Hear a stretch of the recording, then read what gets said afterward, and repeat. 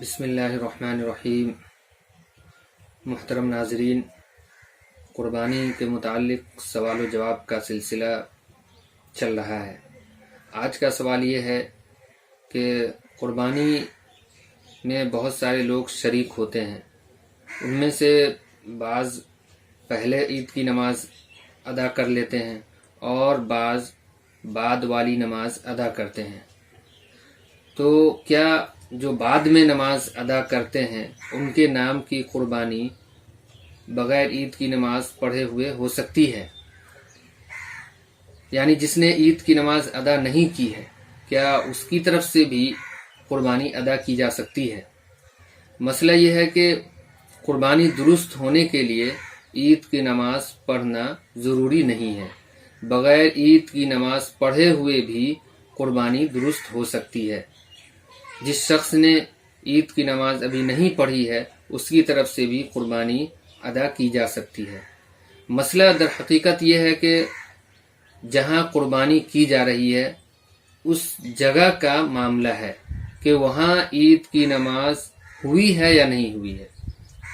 اگر ایک بستی ہے جہاں 3 جگہوں پر 4 جگہوں پر عید کی نماز ہوتی ہے، اب بعض میں ایسا ہوا کہ پہلے ہوتی ہے اور کسی جگہ کچھ دیر تاخیر سے ہوتی ہے، تو اگر ہمیں پتہ ہے کہ پوری بستی میں کسی ایک جگہ بھی عید الاضحیٰ کی نماز ہو چکی ہے تو پوری بستی والے کہیں بھی قربانی ادا کر سکتے ہیں۔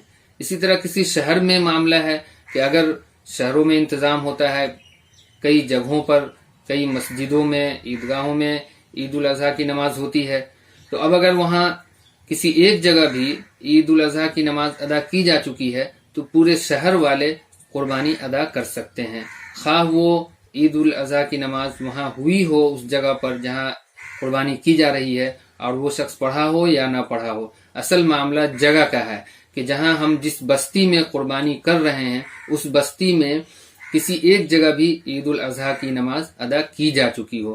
اگر کہیں بھی عید الاضحیٰ کی نماز ادا نہیں کی گئی ہے اور اس سے پہلے اگر ہم قربانی کر رہے ہیں تو یہ قربانی درست نہیں ہوگی۔ جس کے نام سے قربانی کی جا رہی ہے اس کا عید الاضحیٰ کی نماز ادا کرنا ضروری نہیں ہے، وہ بعد میں بھی جیسے سہولت ہو اس اعتبار سے عید الاضحیٰ کی نماز ادا کر سکتا ہے۔ لیکن پورے شہر میں کہیں ایک جگہ بھی اگر عید کی نماز ہو چکی ہے تو آپ پورے شہر میں پوری بستی میں کہیں بھی قربانی کر سکتے ہیں۔